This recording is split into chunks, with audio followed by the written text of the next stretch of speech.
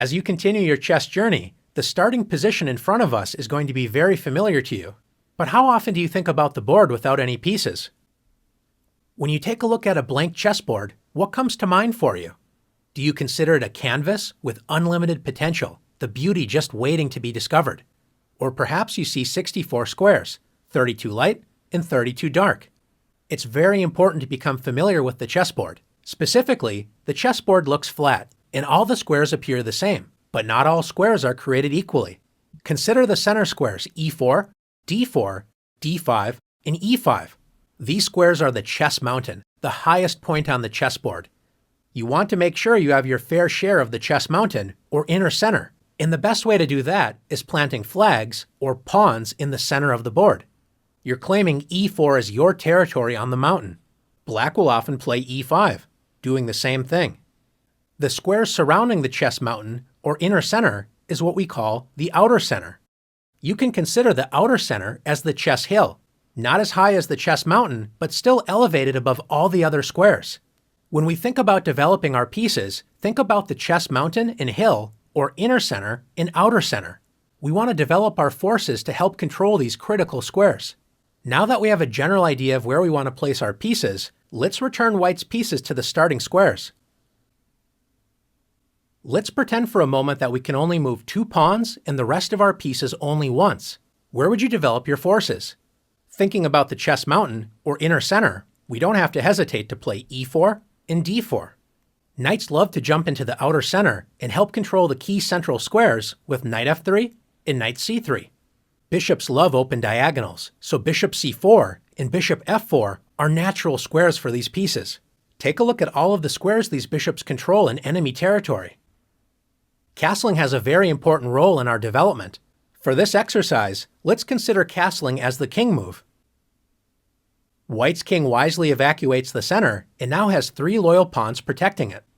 Castling also allows us to bring our rook into the action, especially helping control the center, with a move like rook E1. Now we only have our queen and rook on A1 to move. White's queen can be well placed on E2 or D2. Let's move the queen to D2. Now White's rooks are connected, and White's queen backs up the dark squared bishop, supercharging that diagonal. Finally, we would complete our development with rook A to D1. Notice our 2 central pawns, knights, and bishops are all in the inner and outer center. White's major pieces, the queen and 2 rooks, help support the center, so in the future, White can start advancing pawns up the board. Of course, this is only a dream scenario, and our opponent certainly has something to say about this.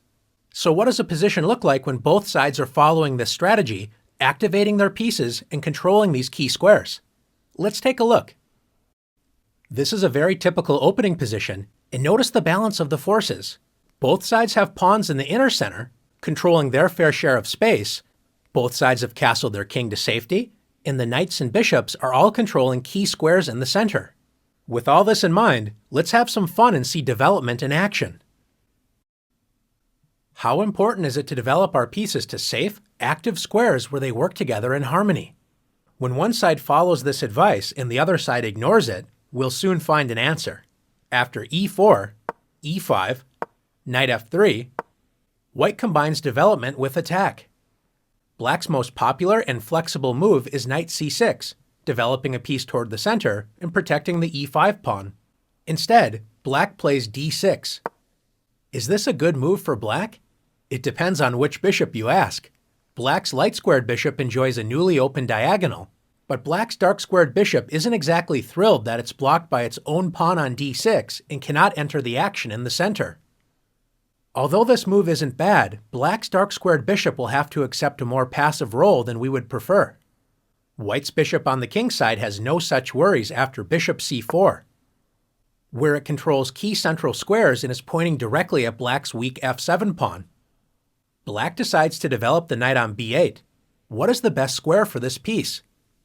If Black plays knight A6, when a knight moves to the edge of the board, a famous saying is, a knight on the rim is dim. Black's knight only controls 4 squares, and none of them are squares in the inner center. Let's compare the last move with knight C6. Developing the knight toward the center with knight C6 is the best square for this piece, It controls both e5 and d4, key central squares, and controls a total of 8 squares, twice as many as it controlled on the edge of the board. Black selected a third option and played knight d7. The knight only protects the e5 square in the center, so it's less active. And now Black's light-squared bishop cannot move. White continues to demonstrate positive development with knight c3. And once again, Black makes a passive knight move with knight e7. Instead of working together, Black's pieces are standing in each other's way. Notice that both of Black's bishops cannot move, which means the knights would have to move again in order to free the natural diagonals for the bishops, wasting more time. Time is not on Black's side, and White punishes Black's poor development immediately with knight g5. Notice how White's pieces are working together. The knight on g5 joins the light-squared bishop in attacking the weak f7 pawn.